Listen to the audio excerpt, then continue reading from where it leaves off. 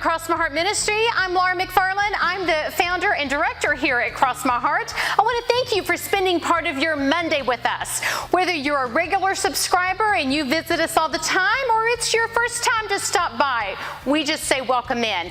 And hey, if it is your first time, we would love for you to click that big red subscribe button. Doesn't cost you a thing, absolutely free. And if you click the little bell, you'll get a notification each time we post a new video. That's a blessing to our ministry. That's a way you can bless us, and we hope that the content we bring blesses you as well. Well, summer is drawing to a close, still pretty hot, but as the end of August draws near, it's time for September, and of course, September sort of suggests fall, but anytime we come to the end of the month here at the ministry, it's time for us to release our new Do It list. Now, you may or may not be familiar with this little handy dandy tool. It was really birthed from years of me struggling to keep home and hearth clean and tidy and organized, raising a family. We home educated our children. I was always involved in a lot of different ministries, spinning a lot of plates, and it was I just always felt a little under the pile. It just always felt like I couldn't quite get it right. But over the years, I developed some routines that I found to be very helpful. So maybe you're like me. Maybe you've struggled to keep things neat and tidy. Of course, it's easier after we're empty nesters, but when you're in the throes of keeping up with kids, or if you're working full-time outside the home, it can be a real challenge. And so rather than having a cleaning day where you just have to give up an entire Saturday or one Tuesday a week, one day a week, one day a month to just deep clean and tackle everything, that just sounds exhausting saying it. What I have concluded in my world as I kind of figured things out, I find it a lot easier and a lot more motivating just to do a little bit each day. And that's why the Do It list was birthed. It includes categories for daily tasks to be done, and weekly tasks, and then monthly tasks with a little box to check it off. Now, if you're like me, you love checking the box.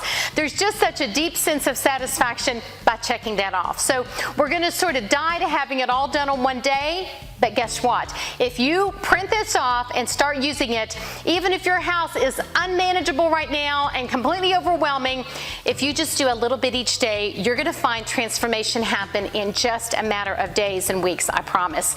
So as we introduce the new Do It list each month and lay all that out for you, always try to unpack one thing on the list and give you some specific ideas. The daily and the weekly tasks sort of stay the same, as do most of the monthly tasks, but there are some jobs that only need to be done once a year. And so what that means is that in our monthly category, we change out an item about every month. And so this month, the new one is clean the baseboards. So cleaning the baseboards, that sounds like something to do with spring house cleaning that our grandmothers used to do. Who has time to clean baseboards? So in honor of that item on our Do It list that talks about dusting the baseboards, today I want to talk about dust. Now, do you ever wonder what constitutes dust? I mean, we just sort of refer to dust, but what is actually included in all that stuff? So and where does it come from? So I actually did a little bit of research so that I could answer that question for those inquiring minds out there. If you've ever laid awake at night and wondered, what constitutes dust? I've got the answer for you today. But here's a little spoiler alert, or a little word of caution. If you're watching this as you eat your lunch or have a snack, you might want to push pause on the video and come back later to finish it, because some of this might kind of gross you out just a little bit. So here you go. According to my research, household dust is comprised of many things, including human skin cells. We slough off that skin and reinvent ourselves, sort of. So human skin cells, dust mites, and their feces. Ugh. Pet dander, decaying insects. Yes, insects die, and they just sort of disintegrate on our counters and on our floors. And then also carpet and fabric fibers kind of get all mixed and mingled down there. And so those things that we refer to as dust bunnies sounds a lot nicer than what is actually comprised of dust, all those things that make it up. So after reading that list, maybe you, like me, are very motivated now to grab a duster, grab a vacuum cleaner, do whatever you have have to do to get that stuff out of your house. So our do it list, in addition to dusting the baseboards once a month, it also has dust one room on our list as well. So that's what we have on our daily list, just dust one room. And so that may sound a little daunting, but it really does not have to be. So if you start tackling just one room a day, you can make that happen. So let me jump in now and share 10 tips for how you can keep your house dust free. And I want to start with your phone. Yes, your phone. You see, back in the day when I was raising my family, I used my phone to get my dusting done. And you wonder, how is that possible? Well, at 8:30 every day, I had an 8:30 phone call with my dear friend Kathy. Now, I still talk to Kathy pretty frequently, but maybe not every day and not necessarily at 8:30. But I would grab my phone, and in those days it was a cordless phone rather than a cell phone, dating myself here. But I grabbed my phone and I grabbed a dust rag, and I would talk to Kathy and visit with Kathy while I dusted, and that was how I got my dusting done. Some days it might be that I sorted laundry or loaded the dishwasher, but if you are a multitasker like me, it just seems a lot more enjoyable to sort of share that task with a friend. So we women can talk on the phone, and it just sort of makes that task go by more quickly, and I would look forward to talking to my friend, and I would also get my room dusted. So there you go. Grab your phone and grab your rag and start dusting. Number 2, have my vacuum cleaner out here to be my object lesson for number 2. Have you ever wondered and pondered the deep philosophical question, do I dust first or do I vacuum first? It's sort of right up there with which comes first, the chicken or the egg. Well, here's the answer. You need to vacuum first. I've done the research. We need to vacuum first. And the reason is that when we vacuum, it stirs up all the dust. And so if you dust first and then you vacuum, then suddenly all the dust is everywhere that you've already vacuumed. So you want to dust first and then do your vacuuming. Number 3, employ a top-down approach. Now, this may sound like common sense, but sometimes the best tips are those that are just common sense. After you finish vacuuming, what you want to do is start at the top. If you're dusting one whole room and once a year you're going to dust, for example, your ceiling fans, you don't want to dust your ceiling fans after you've already dusted the coffee table, because everything on the ceiling fan is going to trickle down, and the coffee table you've just dusted is going to need dusted again. So you want to employ that top-down approach. Otherwise, you're going to have to dust everything on the bottom a second time. Number 4, I want to challenge you to invest in some good microfiber rags. Now, every single one of us have a drawer full of rags that lived an earlier life as a terry cloth towel or as an old sheet or whatever, and it's great to recycle and reuse those, and I'm the queen of recycling and reusing, but those things aren't going to grab the dust like a microfiber rag. I ordered these off Amazon. I'll include the link below. It is an affiliate link, so Cross My Heart Ministry will get a couple of pennies if you follow that link and order it. But also, I, at the dollar store, found their version of a microfiber cleaning towel. So it's a 2-pack.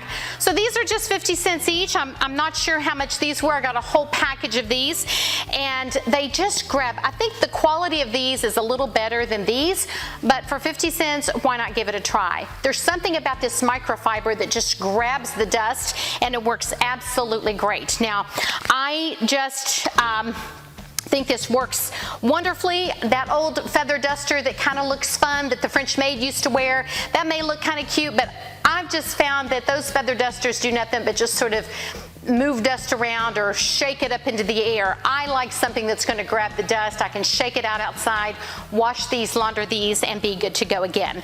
Number 5 is consider investing in a duster with kind of a long pole or a telescoping pole that you can change out. If you have an old broom, this is an old one that I keep in the garage that's kind of no longer inside duty, but sometimes your brooms can be unscrewed and you've got a telescoping handle, and if your duster to reach up high has a little screw-in thing, you can just use a broom handle to screw up in there and reach up and make that work. So you might want to consider investing in something like that that could be a huge help in dusting your ceiling fans or things that are up high. Now, when it comes to dusting wood floors, and not everyone watching has wood floors, when we built our new house, we did put in a lot of wood, and I asked the guy that did our finishing of our wood what products he recommended, and he said Bona. And I'm just going to go ahead and share this because I love this product. It's just done a great job on my floors. They come with cleaning as well as this is called hardwood floor cleaner, and I think they also have some sort of a polisher. I don't use any of that. I just use the cleaner. I think I bought mine at Lowe's, but I can also find the link on Amazon to share with you. I bought the whole system, so it comes with this sort of duster, and these are Bona rags that are reusable. So this is sort of a duster, and because this kind of attaches on because of the Velcro, I just put that on there, and then I can push this around, and it's amazing how much dust accumulates on my wood floor. And then when I'm finished with the dusting, I take that off, and this is for mopping, and again it just sort of attaches by Velcro, and this little bottle is, I use this to refill it, and there's a little button up here that I can push. So after the floors are dusted, I can push this and it just sort of cleans anything. So this has been great. I like that it's so wide because I have large floors, and so I can cover a large amount of space in a quick amount of time. But if you don't feel like you need to invest in something like that, or you don't have a lot of wood floors, I want to share what I found at Dollar Tree this week. And so Dollar Tree, only $1. So you might want to check this out. They have all the different little pieces that you can buy separately. So here is the telescoping handle, and then there is, it sort of screws in here. I didn't take the top off because I just bought this, but this is the same idea as my Bona dusting rag. So I bought the little microfiber duster. So again, the Velcro, it just sort of sticks on and attaches. And then I also bought the heavy duty mop. And again, it's got the Velcro on the back, so it's going to attach. Both of these can be reused and laundered and washed. And so if you get these items $1 a piece, you've got the attacher, you've got the duster, you've got the mopper, you got the handle, and you spend $4. It's incredible. They had all sorts of extra attachments for the handle. I didn't invest in all of those. I did go ahead and pick up the angled broom, as well as sort of the little push broom. So if you need a new broom, this might be something to consider. I had not seen these at Dollar Tree before. Just love the fact that they made these all interchangeable.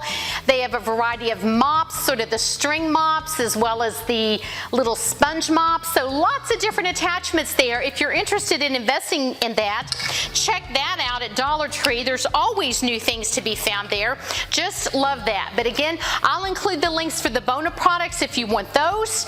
And I will just send you to Dollar Tree for the others. And my Bona mop with my dusting, that's also something that I often grab if I get a phone call. I just keep it kind of tucked away in my laundry room.